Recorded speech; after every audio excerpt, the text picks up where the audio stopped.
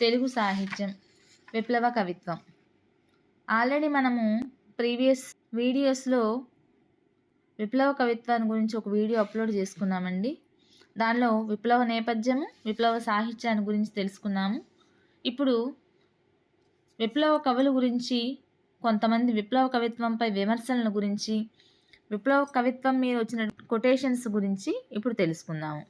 శివసాగర్ విప్లవ గీతాలు: తోటరాముడి పాట, నా చెల్లి చంద్రమ్మ, ఏటికి ఎదురీదే వాళ్ళమురా మొదలైనవి. ఇతర రచనలు: ఉద్యమం, నెలబాలుడు. చెరబండరాజు రాసినటువంటి విప్లవ కవిత్వములు: దిక్సూచి, ముట్టడి, గమ్యం, కాంతి యుద్ధం, గౌరమ్మ కలలు, జన్మ హక్కు, పల్లవి, గడ్డిపూచలు గర్జించాలి మొదలైనవి చెరబండరాజు రాసినటువంటి విప్లవ కవితలు. వంగపండు ప్రసాదరావు గారి ఏరువాక, పొలికేక రచించారు.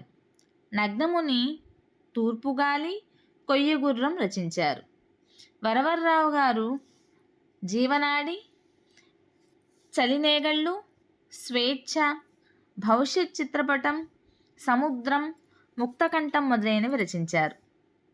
ఇక మువ్వన్నెల జెండాలో వరవర్రావు దేశ దౌర్భాగ్యాన్ని గురించి వివరిస్తూ ధనగణమణ అధినాయక జయ హే భారత భాగ్య విధాత భయహే భయహే భయ భయ భయహే అని వివరించారు వరవర్రావు గారు.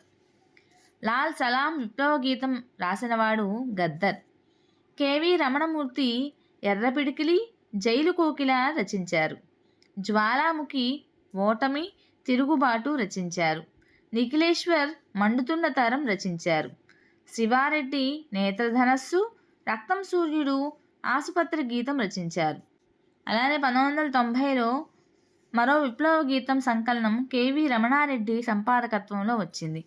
1980-94 మధ్యకాలంలో వచ్చిన విప్లవ కవిత్వం ఒక సంకలనంగా కవిత్వంపై ఎర్రజెండా పేరుతో 1995లో ప్రచురించబడింది.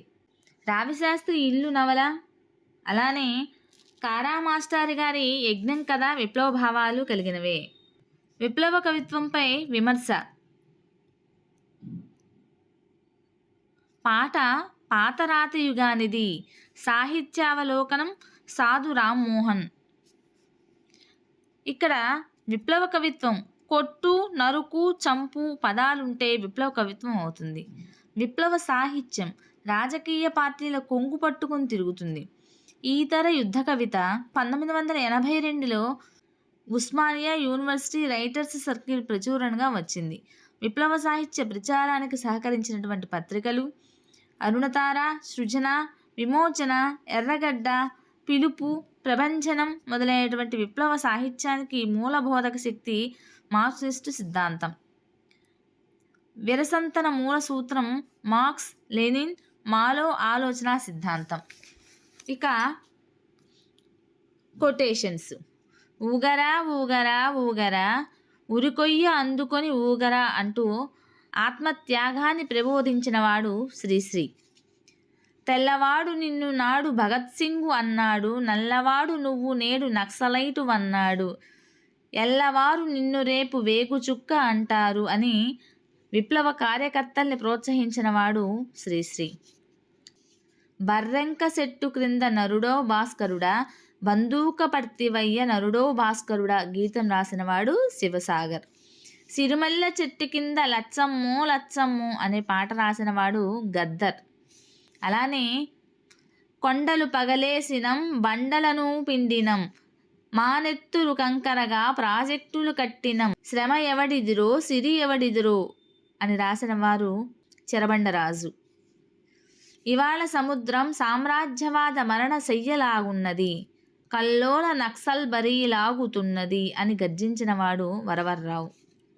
దిక్కు ముక్కు లేని జనం ఒక్కొక్కరు అగ్నికణం, సింహకంఠనాదంతో వస్తారిక కాచుకోండి అన్నవాడు సుబ్బారావు పాణిగ్రహాన్.